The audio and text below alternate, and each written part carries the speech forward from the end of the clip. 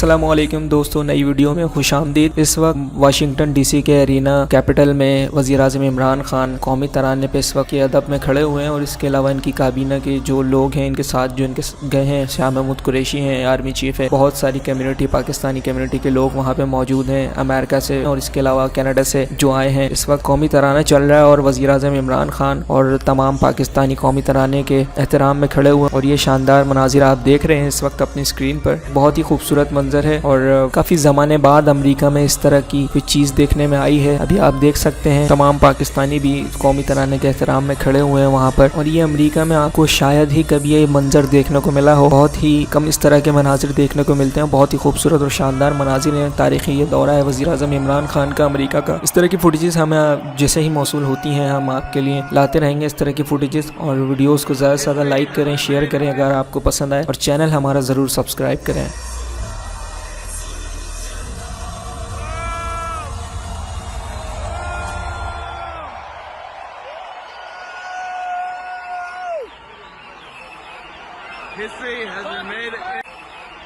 History has been made.